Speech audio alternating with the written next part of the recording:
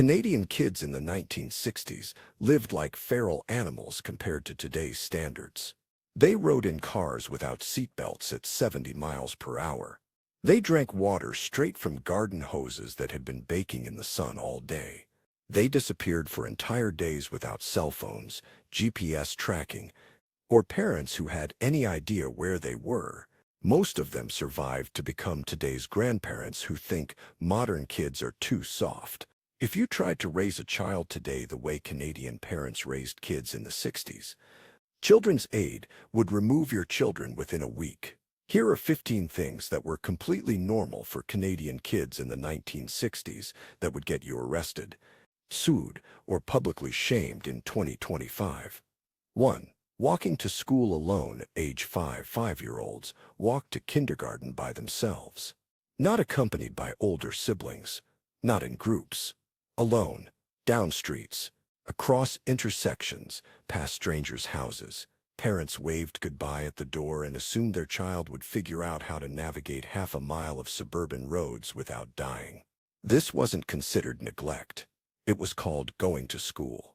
Schools didn't even have morning drop-off lines because parents weren't driving kids.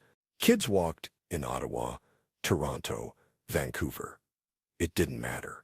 5-year-olds navigated traffic, strangers, and weather by themselves, because that's what kids did. Today, letting your kindergartner walk one block unsupervised would result in police wellness checks and child services investigations. In 2015, Maryland parents were investigated for letting their 6 and 10-year-old walk home from a park together. 6 and 10. Together. In the 60s, 5-year-olds did it alone daily, and nobody questioned it. 2. Playing outside until the streetlights came on with zero supervision summer mornings. Kids left the house after breakfast. They came back when streetlights turned on. Parents had no idea where they were for 10 to 12 hours. No cell phones. No check-ins. No GPS tracking. Kids roamed neighborhoods, ravines, parks, and construction sites completely unsupervised. You left on your bike at 9 a.m. Your mom saw you again at 8 p.m. If she was asked where you were at 2 p.m., she'd shrug. The park, maybe. Tommy's house, possibly. The ravine, probably. She genuinely didn't know and didn't consider this a problem. Modern parents who let their kids play unsupervised in the front yard get reported to authorities. In 2014, a South Carolina mother was arrested for letting her 9-year-old play at a park while she worked nearby. 9 years old, at a park, in sight of other adults. Arrested. In the 60s, 7-year-olds built forts in the woods a mile from home, and nobody called it abandonment. It was called childhood. 3. Riding bikes with no helmets. On major roads, helmets didn't exist for casual bike riding. They were for hockey, not for cruising down Yonge Street in Toronto or Marine Drive in Vancouver. Kids rode bikes everywhere with zero head protection, and parents thought this was fine. 10-year-olds rode on highways alongside cars. Nobody wore helmets. Nobody died more often than kids today, apparently because these people survived to complain about participation trophies. The first bike helmet designed for civilian use wasn't introduced until 1975. Before that, the concept didn't exist. You got on a bike, you rode the bike, and if you fell and cracked your skull open, well, that was just bad luck. Today, letting your child ride a bike without a helmet in many Canadian provinces results in fines. It's considered negligent parenting.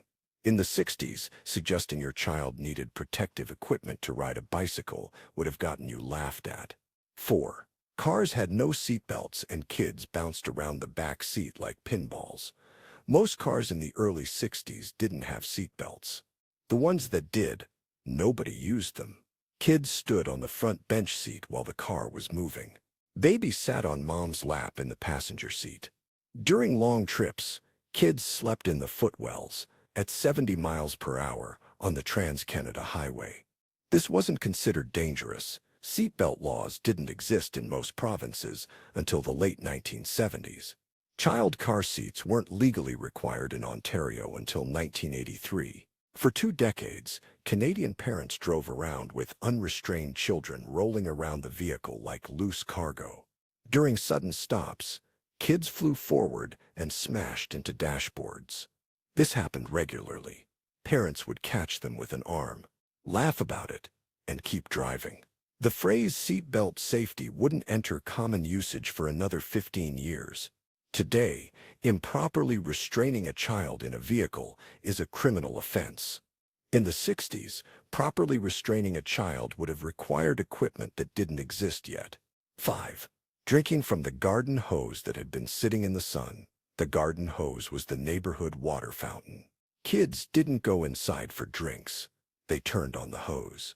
Let the scalding hot water that had been stewing in rubber all day run for 3 seconds, then drank the lukewarm, rubber-flavored water directly from the hose. Nobody questioned if this was sanitary. Nobody worried about bacteria growing in the hose. Nobody cared that the water tasted like chemicals. You were thirsty. The hose was there. You drank from the hose. The inside of the hose was probably growing ecosystems of bacteria that would horrify modern microbiologists.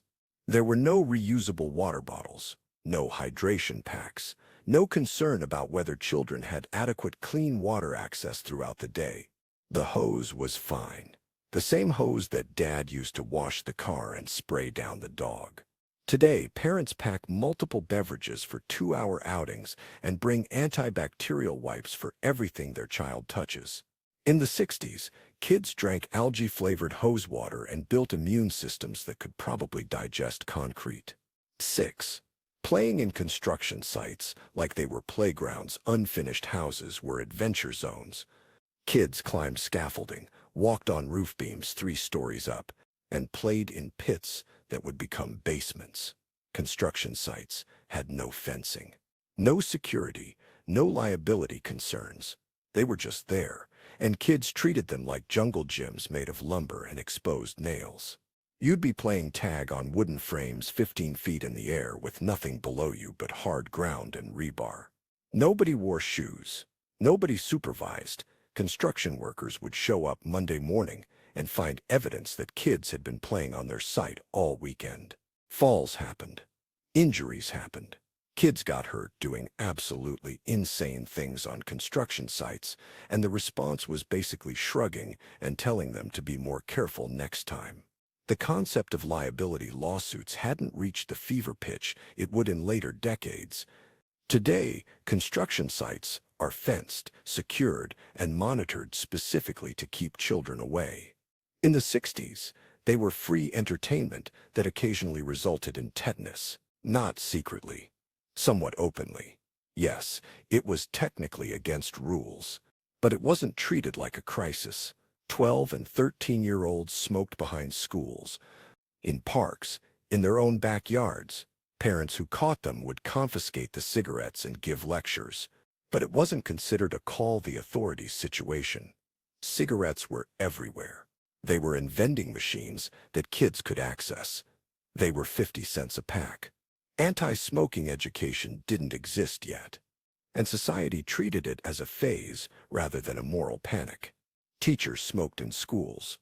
Doctors smoked in hospitals. Everyone smoked everywhere. Kids trying cigarettes was considered normal childhood rebellion, not a health crisis requiring intervention. Today, a 12-year-old caught smoking triggers school investigations, potential child services involvement, and concerned conversations about where the child obtained tobacco. It triggered a stern talking to and confiscation of the pack. 8. Playing with actual dangerous chemicals from chemistry. Chemistry sets in the 1960s contained real chemicals, not the neutered educational toys of today. Real chemistry sets with substances that could cause actual explosions, fires, and chemical burns.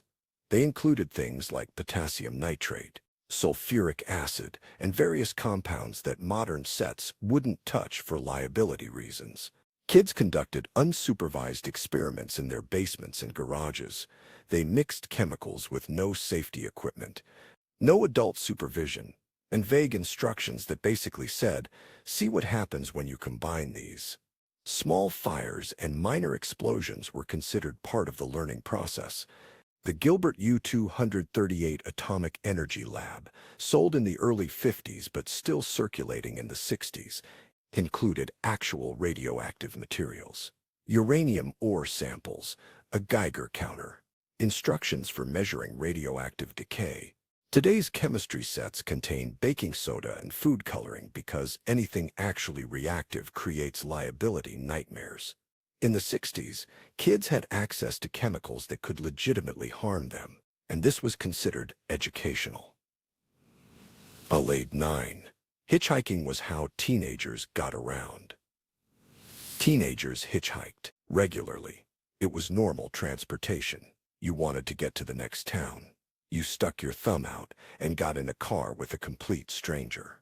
Parents knew their teenagers hitchhiked and considered it a practical solution to transportation challenges rather than a kidnapping opportunity. 16-year-olds hitchhiked across provinces. They'd travel hundreds of kilometers by getting rides from strangers. This wasn't considered insanely dangerous. It was considered adventure. Parents who dropped their kids off at the highway on-ramp would say, "Be safe," and drive away, trusting that strangers would transport their child and not murder them. The risk was acknowledged but normalized. Sure, sometimes bad things happened. But most of the time, hitchhiking was just efficient transportation that didn't require owning a car. Today, allowing your teenager to hitchhike would be considered criminally negligent. In the 60s, preventing your teenager from hitchhiking would have been considered helicoptering. 10. Babysitting other people's kids at age 10. 10-year-olds were trusted with infant care. Not their own siblings, other people's babies. Parents would hire a 10-year-old neighborhood kid to watch their 6-month-old for an evening, pay them $1, and leave for 4 hours. Responsible 10-year-olds with CPR training. They were just 10-year-olds who said yes when asked if they could babysit. Nobody verified qualifications. Nobody did background checks. Nobody questioned whether a 5th grader should be solely responsible for keeping an infant alive. The babysitter would feed the baby, put the baby to bed, and watch TV until the parents came home. The babysitter's problem-solving options were limited to calling the operator or running to a neighbor. Cell phones didn't exist. Emergency services weren't standardized. A 10-year-old was just expected to handle whatever happened. Today, many provinces have minimum age requirements for babysitters, typically 12, 14 years old. And even then, parents are reluctant to leave young teenagers alone with infants. In the 60s, 10 was considered old enough, and nobody thought twice. 11. Swimming in polluted lakes and rivers with zero concern. Kids swam in water that would be condemned today.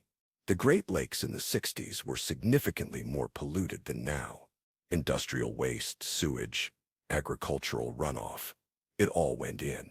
Kids swam in it anyway. The Bow River in Calgary, the Fraser in BC, the St. Lawrence, all much dirtier than current standards allow. Nobody tested water quality before letting kids swim. You went to the lake, you got in, you swallowed some water accidentally, and you were fine. Probably. Sometimes kids got infections. Sometimes they didn't. It was fine. Beaches that are closed today due to contamination were packed with kids in the 60s. The pollution was visible. The water smelled. People swam anyway because what else were you going to do on a hot summer day? Modern water safety standards and beach closures based on bacteria counts didn't exist. You swam where water existed, regardless of what else existed in that water. 12. Using playground equipment designed to injure children. Metal slides in direct sunlight that reached surface temperatures hot enough to cause burns. Merry-go-rounds that spun at velocities that flung children into the air. Monkey bars over concrete. Seesaws with no mechanism to prevent them from slamming into the ground at full speed with a child's fingers underneath. Playgrounds were injury machines. The equipment was metal and wood. Playgrounds were specifically designed to teach children about physics through painful trial and error. Kids routinely got concussions, broken bones, severe bruises, and burns from playground equipment. This was considered normal. The equipment wasn't redesigned to be safer. Kids were just told to be more careful. The high metal slide that burned your legs on the way down and dumped you onto gravel at the bottom wasn't a lawsuit waiting to happen. It was a rite of passage that taught you about heat conduction and momentum. Today's playgrounds have rubberized surfaces, equipment designed with safety standards, and height restrictions. In the 60s, playgrounds had tetanus hazards and character-building opportunities. 13. Eating food that fell on the floor. With the 5-second rule. The 5-second rule wasn't a joke. It was legitimate food safety practice. If food hit the floor and you picked it up within 5 seconds, it was clean. This applied to all food. Sandwiches, candy, whatever. Floor to mouth, in under 5 seconds meant germs hadn't transferred yet. Kids ate things they found on the ground. Half a sandwich on a park bench? If it looked fine, it was fine. An apple that rolled under the bleachers? Wipe it on your shirt and eat it. Nobody was dying from floor food, so the practice continued. Modern parents sanitize everything and follow strict food safety protocols. In the 60s, food hygiene was looks okay, smells okay, probably okay. The concept of cross-contamination existed, but wasn't applied to children eating sidewalk snacks. Kids also shared drinks and food without concern about germs. One water bottle passed between 12 kids. Nobody got sick, or if they did, it built immunity. That was the logic. 14. Watching incredibly violent and inappropriate TV with no parental controls. Canadian kids watched whatever was on TV. There were 4 channels. No parental controls. No content warnings. No age-appropriate programming blocks. If it was on TV, kids watched it. Programs we'd consider inappropriate for children today aired in early evening. Violent westerns, war shows with graphic content, news footage from Vietnam showing actual combat and casualties. Kids saw all of it because it was on television, and television was what you watched. Parents didn't monitor what kids watched. Kids sat in front of it. Parents did other things. If something disturbing came on, kids just watched it. There was no concept of shielding children from violent or mature content because that content was just normal programming. Today, streaming services have robust parental controls and age ratings. In the 60s, 7-year-olds watched the same content as adults because there was no distinction. 15. Staying home alone. All summer starting at age 8. Both parents worked, or one parent worked and the other had errands. Kids stayed home alone. All day, an 8-year-old would be given a list of chores, instructions not to burn the house down, and left alone from 8 a.m. to 5 p.m. Siblings stayed home together with the oldest child, maybe 10 or 11, in charge. They'd watch younger siblings make meals from whatever was in the fridge and handle any problems that arose. Nobody checked in. No calls. No supervision. If something went wrong, kids were expected to figure it out. Fire, call the fire department. Injury, walk to the neighbors. Boredom, deal with it. 8-year-olds had more daily autonomy and responsibility than many teenagers have today. Modern parents get investigated for leaving 10-year-olds home alone for an hour. In the 60s, 8-year-olds ran households for entire summers, and this was just called summer vacation. Canadian parents in the 60s weren't better or worse than today's parents. They were operating under different cultural norms with different information about risk. They didn't know about car accident statistics because seatbelt studies hadn't been done yet. They didn't know about stranger danger because the data showing kidnapping rates hadn't been compiled yet. Society has learned things. We know seatbelts save lives. We know supervision reduces injury rates. We know that some risks can be mitigated with simple precautions. Modern parenting isn't helicoptering because we're paranoid. It's because we have information previous generations didn't. But it's also true that 60s kids developed resilience, independence, and risk assessment skills through experiences that modern kids don't get. They learned consequences through minor injuries rather than warnings. They developed navigation skills by getting lost and finding their way back. They built confidence by solving problems without adult intervention. The nostalgia for 60s childhood is partly legitimate longing for autonomy, and partly selective memory that forgets the kids who didn't survive the dangerous playgrounds and unsupervised adventures. Both things can be true. What's undeniable is this: if you raised a child today exactly how Canadian kids were raised in the 1960s, you'd be investigated, charged, and convicted of neglect so fast your head would spin. Standards changed. Information changed. What was normal became criminal. And that's probably for the best. Even if it means kids no longer get to experience the feral freedom of riding bikes on highways without helmets while chain-smoking cigarettes at age 12.